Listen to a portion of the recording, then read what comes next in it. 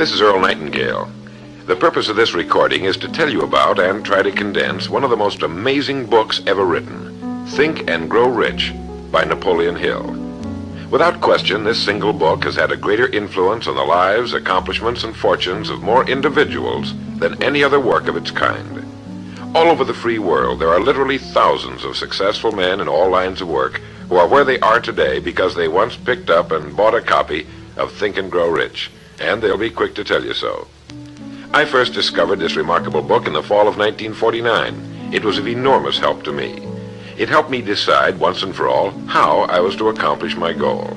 It unified my thinking and gave me a straight, clear road to the point I had decided to reach.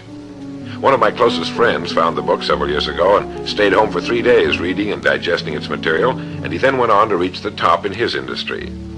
I've sat in richly paneled, carpeted executive offices and listened to world-famous business leaders, some of them old enough to be my father, tell me that everything worked out fine after they had read Think and Grow Rich. Now, what's the secret of this amazing book?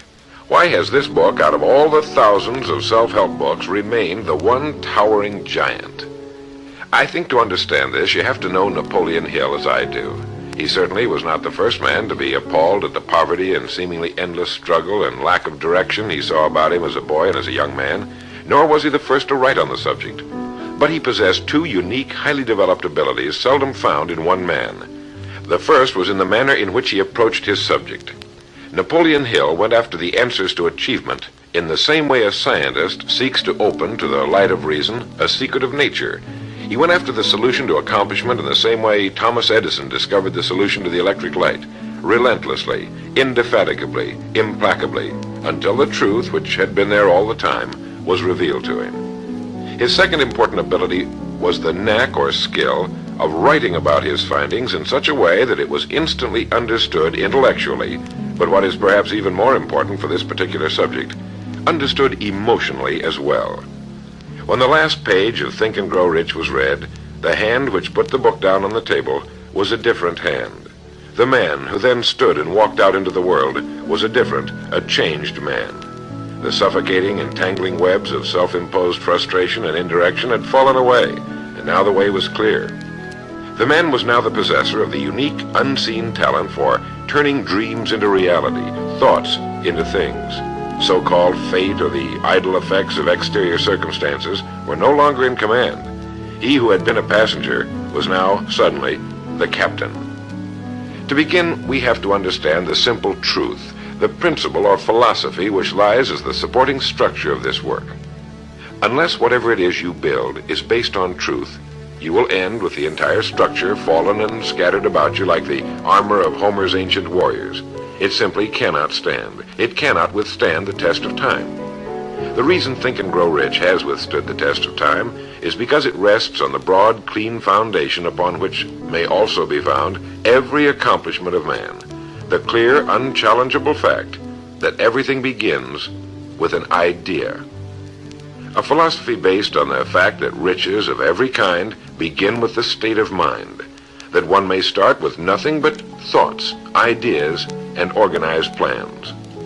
Thoughts are things, incredibly powerful things, when mixed with definiteness of purpose, persistence, and a burning desire for their translation into material objects or riches, riches being whatever it is you happen to want.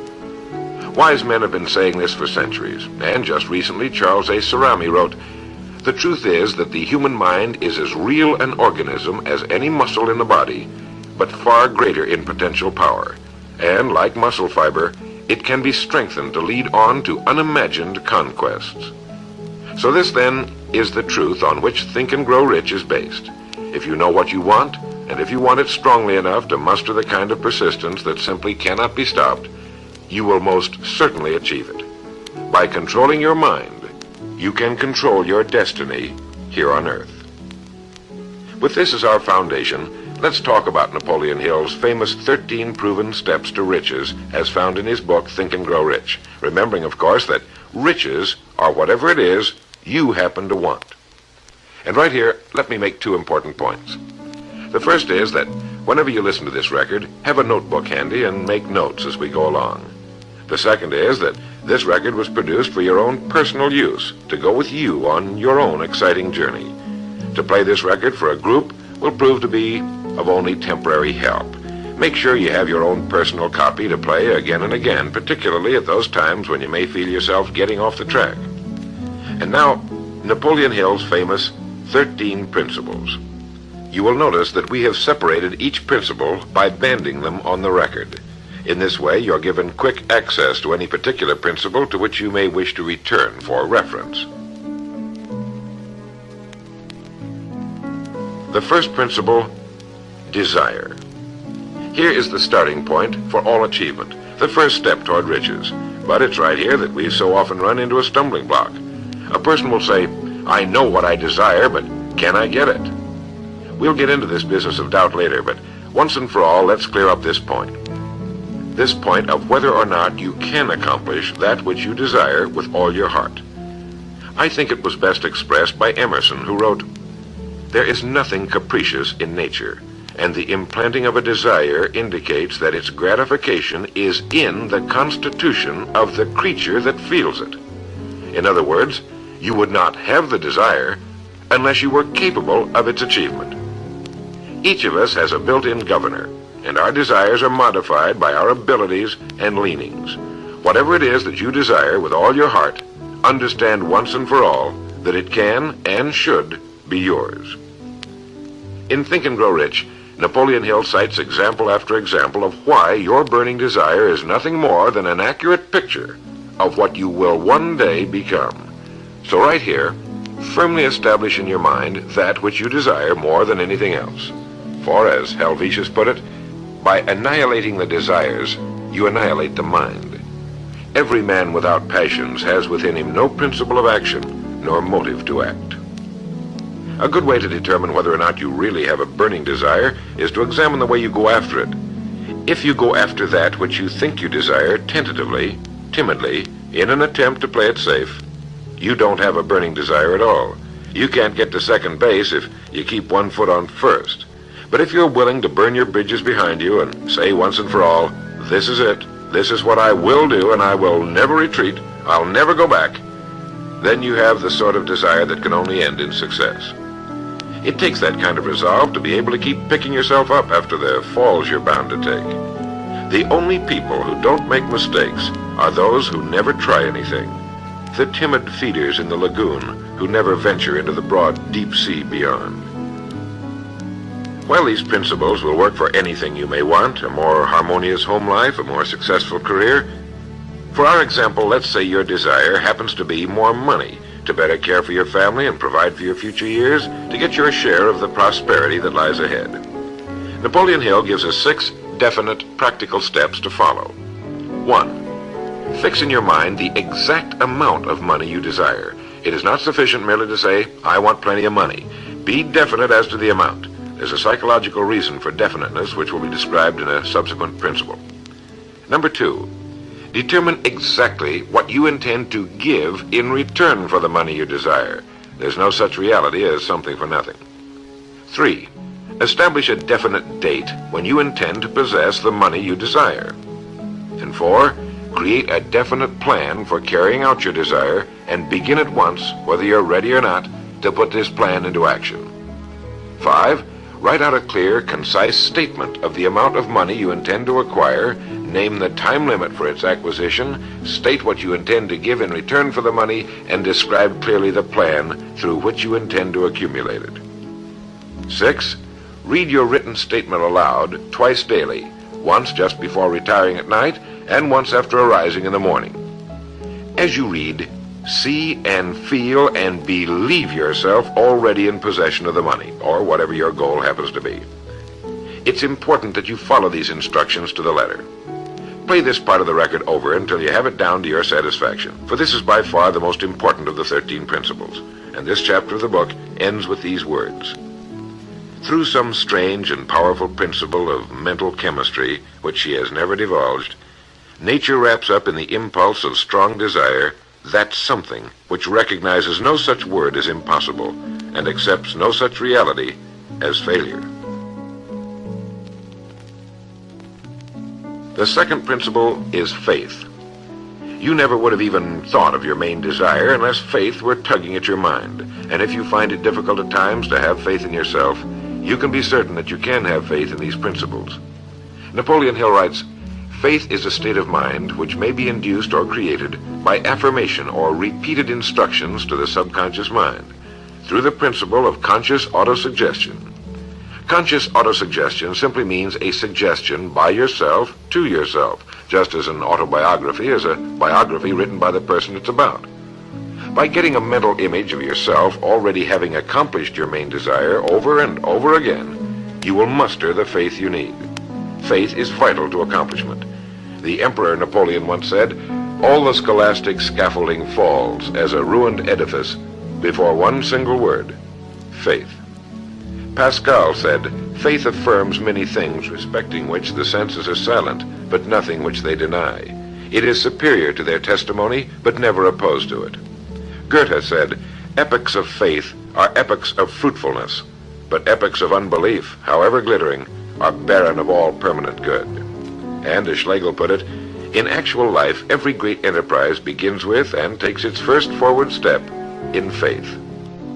Have faith that you can accomplish that which you seek, for you would never have decided upon it unless it was meant for you to accomplish. In his chapter on faith, Napoleon Hill gives us a self-confidence formula.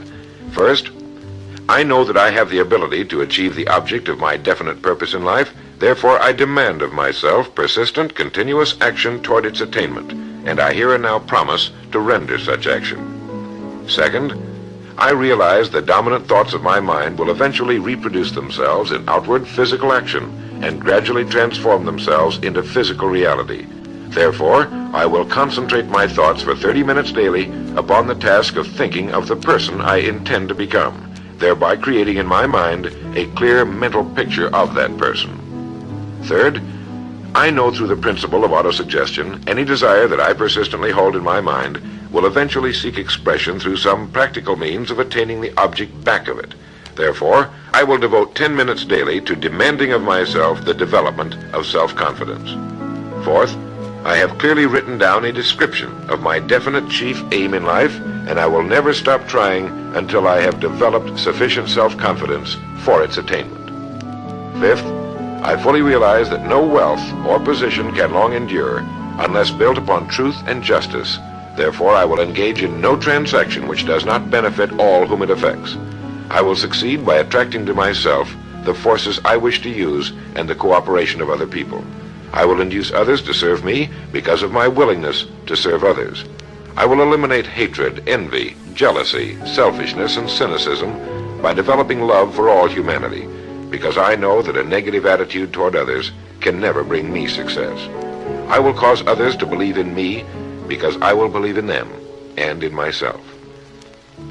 In rereading Think and Grow Rich so that I could write this condensation for recording, I was forcibly struck all over again by this great chapter on faith, particularly the examples of how some of the world's greatest men have accomplished what appeared to be impossible through faith. The third principle is autosuggestion. Now, we've already touched on this. This chapter of the book tells us how, through repeated suggestion, the subconscious mind can be put to work for us. It is the faculty of being able to concentrate your mind on your burning desire until your subconscious mind accepts it as fact and begins to devise ways of bringing it about. Here is where hunches come from, sudden flashes of thought or inspiration, guidance. The instructions given in connection with the 6 steps in the second chapter will now be summarized and blended with the principles covered by Napoleon Hill's chapter on autosuggestion. First, go into some quiet spot, perhaps in bed at night, close your eyes and repeat aloud, so you may hear your own words, the written statement of the amount of money you intend to accumulate, or a careful reaffirmation of whatever your goal happens to be, the time limit for its accumulation, and a description of the service or merchandise you intend to give in return for the money. As you carry out these instructions, see yourself already in possession of your goal. For example, suppose that you intend to accumulate $50,000 by the 1st of January 5 years from now, that you intend to give personal services in return for the money in the capacity of a salesman. Your written statement of your purpose should be similar to the following. By the 1st day of January, 19, whatever it happens to be, I will have in my possession $50,000, which will come to me in various amounts from time to time during the interim. In return for this money, I will give the most efficient service of which I am capable, rendering the fullest possible quantity and the best possible quality of service in the capacity of salesman of, and here describe the product or service you intend to sell or whatever it is you do for a living. It goes on. I believe that I will have this money in my possession. My faith is so strong that I can now see this money before my eyes. I can touch it with my hands. It is now awaiting transfer to me at the time and in the proportion that I deliver the service I intend to render in return for it. I am awaiting a plan by which to accumulate this money, and I will follow that plan when it is received. Second, repeat this program night and morning until you can see in your imagination the money you intend to accumulate. Third, place a written copy of your statement where you can see it night and morning and read it just before retiring and upon arising until it's been memorized. As you carry out these instructions, you are applying the principle of auto-suggestion. The fourth principle is specialized knowledge. It is here that I think Napoleon Hill makes a very important point. Knowledge is power only to the extent that it is organized into a definite plan of action and directed to a definite end. To quote from the book, before you can be sure of your ability to transmute desire into its monetary equivalent, you will require specialized knowledge of the service, merchandise, or profession which you intend to offer in return for fortune. Perhaps you may need much more specialized knowledge than you have the ability or the inclination to acquire. And if this should be true, you may bridge your weakness through the aid of your Mastermind group. More on this later, but for now realize that you must learn all you can about your specialty.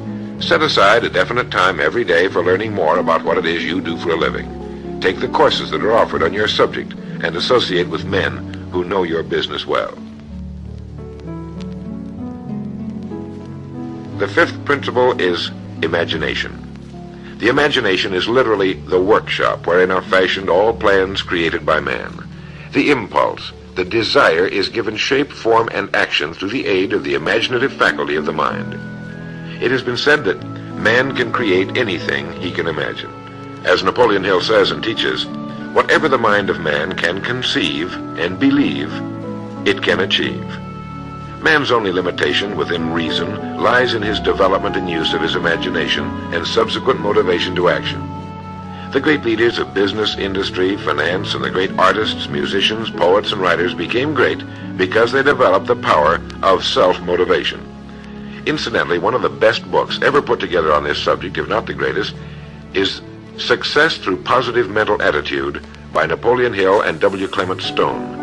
I suggest you get a copy from your bookstore at your earliest convenience. If your bookstore happens to be out of the book, you may obtain a copy by writing to the address on the label of this record. As you go about your daily work, think constantly of ways in which it could be done better, more efficiently. Think of the changes that are inevitable. Can they be made now? And if you feel limited, remember the words of the late Frank Lloyd Wright. He said, "The human race built most nobly when limitations were greatest, and therefore when most was required of imagination in order to build it all. Limitations seem to have always been the best friends of architecture." As you build your future from this point onward, don't concern yourself with limitations, but remember that they may be your best friends, since they require imagination if we're to rise above them. And as Beecher said, the soul without imagination is what an observatory would be without a telescope. Now, if you'll turn this record over, we'll get to the sixth principle. The sixth principle is organized planning.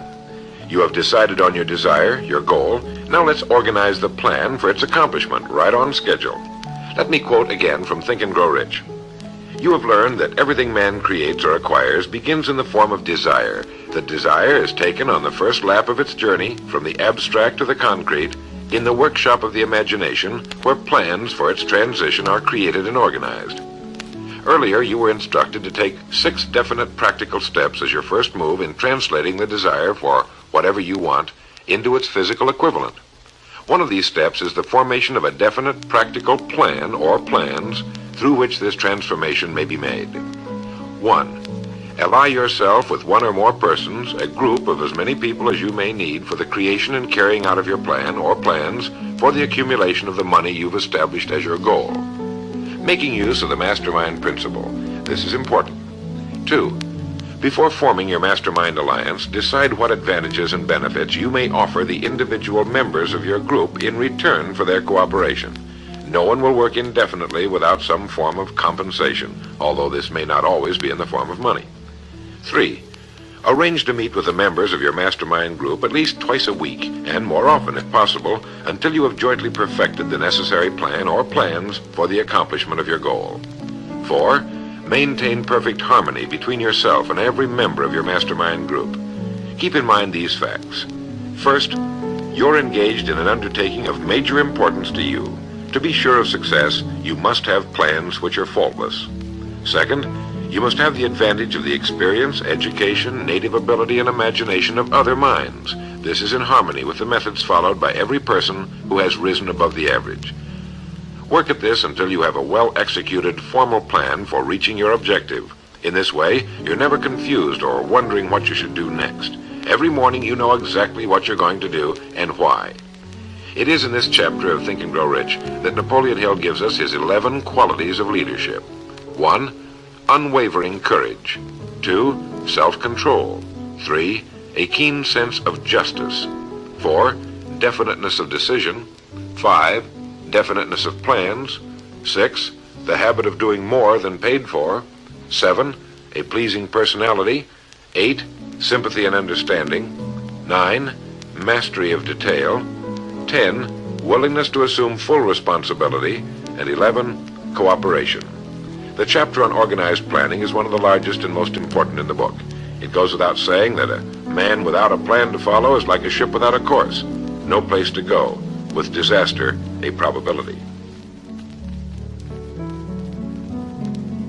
The 7th principle, decision. The mastery of procrastination. To quote, accurate analysis of over 25,000 men and women who had experienced failure disclosed the fact that lack of decision was near the head of the list of the 30 major causes of failure. This is no mere statement of a theory, it is a fact. Procrastination, the opposite of decision, is a common enemy which every man must conquer. Analysis of several hundred people who had accumulated fortunes well beyond the $1 million mark disclosed the fact that every one of them had the habit of reaching decisions promptly and of changing these decisions slowly if and when they were changed. People who fail to accumulate money, without exception, have the habit of reaching decisions, if at all, very slowly, and of changing these decisions quickly and often. A definite objective makes reaching prompt decisions that much easier. Napoleon Hill gives many examples, one of which is the case of Henry Ford. One of Henry Ford's most outstanding qualities was his habit of reaching decisions quickly and definitely and changing them slowly. This quality was so pronounced in the late Mr. Ford that it earned for him the reputation of being obstinate. It was this quality which prompted Mr. Ford to continue to manufacture his famous Model T, the world's ugliest but for the time most practical car, when all of his advisors and many of the purchasers of the car were urging him to change it. Perhaps he delayed too long in making the change, but the other side of the story is that his firmness of decision yielded a huge fortune before the change in model became necessary, and the company is certainly none the worse for it today. When you make up your mind, stay with it. The majority of people who fail to make the grade are generally easily influenced by the opinions of others, easily swayed. They permit the newspapers and the gossiping neighbors to do their thinking for them. Opinions are the cheapest commodities on earth. Keep your own counsel when you begin to put into practice the principles we're describing here. By reaching your own decisions and following them, take no one into your confidence except the members of your Mastermind group, and be very careful in your selection of this group, that you choose only those who will be in complete sympathy and harmony with your purpose. Close friends and relatives, while not meaning to do so, often handicap one through opinions and sometimes through ridicule. Thousands of men and women carry inferiority complexes with them all through life because some well-meaning but ignorant person destroyed their confidence through opinions or ridicule. If a decision is worth anything at all, it's worth sticking to until it's been completely worked. The 8th principle, persistence. Napoleon Hill defines persistence as the power of will. Willpower and desire, when properly combined, make an irresistible pair. Persistence to an individual is what carbon is to steel. In uncounted thousands of cases, persistence has stood as the difference between success and failure. It is this quality more than any other that keeps the majority from great accomplishment. They'll try a thing, but as soon as the going gets tough, they fold. Experience with thousands of people has proved that lack of persistence is a weakness common to the majority of men. It is a weakness which may be overcome by effort. If you're to accomplish the desire you've set for yourself, you must form the habit of persistence. Things will get dark. It will seem as though there's no longer any reason to continue. Everything in you will tell you to give up, to quit trying. And it's right here that the men are separated from the boys. It's right here that if you'll go that extra mile and keep going, that the skies will clear, and you'll begin to see the first signs of the abundance that is to be yours because you had the courage to persist. With persistence will come success. Persistence is a state of mind. Therefore, it can be cultivated. Like all states of mind, persistence is based upon definite causes, among them these. 1, definiteness of purpose, knowing what you want. 2, desire. 3, self-reliance. 4, definiteness of plans. 5, accurate knowledge, knowing that your plan is sound. 6, cooperation. Sympathy, understanding, and harmonious cooperation with others tend to develop persistence. 7, willpower. 8, habit. Persistence is the direct result of habit. The 9th principle, power of the mastermind. It is in this section that Napoleon Hill describes the importance of forming a group of individuals sympathetic to your desire. They may be individuals with similar plans. A mastermind group can be made up of 2 or more individuals. No 2 minds ever come together without thereby creating a third invisible, intangible force, which may be likened to a third mind. You may have noticed many times that by discussing something with another individual, you suddenly get good ideas as a result of this association. Ideas you would not have gotten without this association. The same thing happens to the other person. A lot of good ideas have been born in individual minds as a result of having met in committee. Associating with your mastermind group is not meant as a means of letting others do your thinking for you. Far from it. It is to stimulate your own thinking through the association with other minds. No one knows everything. The more sympathetic minds you get together, and by sympathetic I mean working for a common purpose, the more related information is going to be available, and great ideas are a combination of related information. So pick the member or members of your mastermind group with care. Make sure they're people you respect and who are hard-working and conscientious. You'll have a lot of fun, and you'll all reach your goals just that much sooner. The 10th principle could be called enthusiasm. That is, the enthusiasm that comes from the channeling of all bodily drives into positive, worthwhile outlets. It is in this chapter that Napoleon Hill describes the importance of the woman, the one and only woman, in the achievement of a worthwhile goal. It seemed quite significant to Mr. Hill that practically every great leader was a man whose achievements were largely inspired by a woman. When things get tough, and you can count on it, they will, you may be deserted by what you thought were friends. But if you've got a good woman, you'll never be alone. She'll be willing to start over again if necessary, and she'll give you the new enthusiasm that comes through her faith in you. Having someone to love is having someone to share your success and accomplishments, to give you the praise that all of us need from time to time. A man can become successful without a wife and family, but all the real joy is taken out of it. Take care of your wife and children as your greatest possessions. The 11th principle has to do with the subconscious mind. The subconscious mind consists of a field of consciousness in which every impulse of thought that reaches the objective mind through any of the 5 senses is classified and recorded, and from which thoughts may be recalled or withdrawn as letters may be taken from a filing cabinet. It receives and files sense impressions or thoughts, regardless of their nature. You may voluntarily plant in your subconscious mind any plan, thought, or purpose which you desire to translate into its physical or monetary equivalent. The subconscious acts first on the dominating desires which have been mixed with emotional feeling, such as faith. Your subconscious mind works night and day. Through a method of procedure unknown to man, the subconscious mind draws upon the forces of infinite intelligence for the power with which it voluntarily transmutes one's desires into their physical equivalent, making use always of the most practical media by which this end may be accomplished. You cannot entirely control your subconscious mind.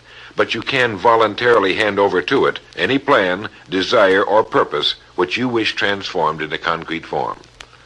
No one knows very much about what we call the subconscious or unconscious mind. We do know that it is incalculably powerful and can solve our problems if we go about using it the right way.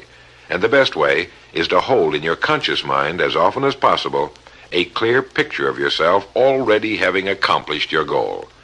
You know what you want, define it clearly, and then project it on the motion picture screen of your mind. Hold it. See yourself doing the things and having the things you'll have when your objective will have been reached. Do this as often as possible as you go about your daily work, and particularly at night, just before you go to sleep, and the first thing upon arising. As you do this, your subconscious will begin to lead you in the most logical ways toward your objective. Don't fight it. Follow your sudden hunches, the ideas that come into your mind, knowing that it's your subconscious trying to get through to your conscious mind. If you'll keep at this, you'll be amazed and delighted by the wonderful ideas that just seem to come from nowhere. In the next principle, we'll talk some more about this sixth sense that seems to control the lives of the great men and women, but it comes from a systematic triggering of the subconscious mind. The lives of the great men and women, which seem miraculous to the average person, are nothing more than the fulfillment of their burning desires through the power of their subconscious minds. Time means nothing to your subconscious. A man could work steadily at his job for 40 years and not accomplish as much as is possible in 3 or 4 years through the proper working of this principle. Your subconscious mind cannot remain idle. If you fail to plant desires in your subconscious mind, it will feed upon the thoughts which reach it as a result of your neglect. Remember that you're living daily in the midst of all manner of thought impulses which are reaching your subconscious mind without your knowledge. Some of these impulses are negative, some are positive. You are now engaged in trying to help shut off the flow of negative impulses and to aid in voluntarily influencing your subconscious mind through positive impulses of desire. When you achieve this, you will possess the key which unlocks the door to your subconscious mind. Bulwer wrote, "The man who succeeds above his fellows is the one who, early in life, clearly discerns his object, and toward that object habitually directs his powers. Even genius itself is but fine observation strengthened by fixity of purpose. Every man who observes vigilantly and resolves steadfastly grows unconsciously into genius." The key word there is unconsciously. Know what you want. Decide once and for all that it will be yours. Remain steadfast on course, propelled by faith, and your subconscious or unconscious mind will do the rest. The 12th principle, as outlined in Think and Grow Rich by Napoleon Hill, has to do with the brain. If you had access to all the wealth in the world and took a penny, you would be doing exactly what you very probably have been doing in the use of your brain.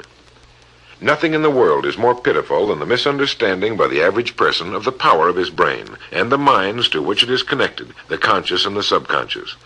You own in your brain the most marvelous, miraculous, inconceivably powerful force the world has ever known. Take, for example, the fact that the number of lines which connect the brain cells with one another equal the figure 1 followed by 15 million ciphers. It has been determined that there are from 10 to 14 billion cells in the average human cerebral cortex. It is inconceivable that such a network of intricate machinery should be in existence for the sole purpose of carrying on the physical functions incidental to growth and maintenance of the physical body. This is the mechanism that has given us the supersonic airplane, our deep rocket probes into outer space, the sciences, the arts, all that we know and use today and will use tomorrow, have hatched from this small gray mass each of us carries around. Can you doubt, even for a moment, that it can bring you and yours everything you want here on Earth? Of course it can. If you will recognize your power as an individual and stop acting like those who have never even thought about it. Give it the job you've decided to accomplish and watch it handle it. The 13th and final principle is called the sixth sense. The sixth sense can be described as the sense through which infinite intelligence may and will communicate voluntarily without any effort from or demands by the individual. This principle is the apex of the philosophy. It can be assimilated, understood, and applied only by first mastering the other 12 principles. The sixth sense is that portion of the subconscious mind which has been referred to as the creative imagination. It has also been referred to as the receiving set, through which ideas, plans, and thoughts flash into the mind. The flashes are sometimes called hunches or inspirations. The sixth sense defies description. It cannot be described to a person who has not mastered the other principles of this philosophy, because such a person has no knowledge and no experience with which the sixth sense may be compared. The sixth sense is not something that one can take off and put on at will. Ability to use this great power comes slowly through application of the other principles we've outlined. Many individuals come into a workable knowledge of the sixth sense even before the age of 40, but more often the knowledge is not available until one is well past 50, and this for the reason that the spiritual forces with which the sixth sense is so closely related do not mature and become usable generally except through years of meditation, self-examination, and serious thought. But begin to develop it now by applying the principles we've talked about here. Remember this: man can create nothing which he does not first conceive in the form of an impulse of thought. Man's thought impulses begin immediately to translate themselves into their physical equivalent, whether those thoughts are voluntary or involuntary. Keep fear out of your mind by concentrating on the mental picture of your goal, your greatest desire. Now, I want to mention that Think and Grow Rich as a book carries more endorsements by great men who knew of its truth than any other book of its kind ever written. I'll touch on only a few. All of these great men actually endorsed Napoleon Hill's principles. Former President of the United States William Howard Taft. F.W. Woolworth wrote that he had built his great chain of stores by applying many of these principles. Robert Dollar, who built the great Dollar steamship line, wrote, "If I had had this philosophy 50 years ago, I suppose I could have accomplished all that I've done in less than half the time. I sincerely hope the world will discover and reward you." Samuel Gompers wrote that the mastery of these principles is the equivalent of an insurance policy against failure. President Woodrow Wilson. John Wanamaker, the merchant prince, wrote, "I know that your fundamentals are sound because I've been applying them in my business for more than 30 years. George Eastman, the world's largest maker of cameras, Thomas Edison, Luther Burbank, Theodore Roosevelt, E.M. Statler, John D. Rockefeller. I think you know that the endorsements of these great men could not have been bought with all the money in the world. What we have been talking about here can change your life, can bring you anything and everything worthwhile you want in life for yourself and your family. Cut yourself away from the average, from the mediocre, and chart your course on the dream in your heart. These 13 principles will never let you down, as long as you use them. And now, it is with great pleasure that I give you the author himself, Napoleon Hill. Thank you, Earl Nightingale. The message which you who are listening have just heard has brought you within 3 short steps of the supreme secret of success. The same secret which has brought happiness, peace of mind, and financial success to countless thousands of people who have read Think and Grow Rich. The same secret which has made master salesmen out of ordinary order takers. And the same secret which has brought friendship, love, and marriage to men and women who have come under the spell of the 13 principles which Earl Nightingale has just described. You desire the better things of life, or you wouldn't be listening to this record. Come with me then, and I will help you chart your course, so you may acquire whatever it is that you desire most in life by following these instructions. 1. Condition your own subconscious mind to work for you while you sleep as well as when you are awake. You can do this by playing this record to yourself every night just before you retire. Then, before you go to sleep, after hearing the record, write out a clear statement of what you wish to accomplish the following day, and request your subconscious mind to work during the night and provide you with the plan you will need to achieve your purpose. 2. Form a personal mastermind group of 2 or more people who are closely associated with you. They can be members of your family, your business, or your professional associates, or people who work where you are employed.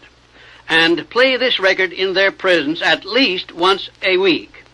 After you have done this, engage in a friendly roundtable discussion of the 13 success principles, and request each person in the group to participate and to look for inspirational ideas which may help him or her to become more successful. 3. Beginning now, follow the habit of rendering more service and better service than that which is expected of you, and do it in a pleasing, positive mental attitude. This will make friends for you, it will increase the value of your services, and it will attract opportunities by which you may get from life whatever it is that you most desire. Follow these instructions to the letter, and you will surely see the day when you can express a prayer of gratitude for having had the privilege of hearing and acting on the message which Earl Nightingale has given you through this record. And now, may I reach out across the space and the time which separate us and offer you a hand of friendship and a sincere prayer that you will be blessed with a richer and a fuller life because of this message. Your big opportunity may be right where you are now. Follow these instructions faithfully, and it will reveal itself to you. This is Napoleon Hill saying, don't search for opportunity in the distance, but recognize it and embrace it right where you are.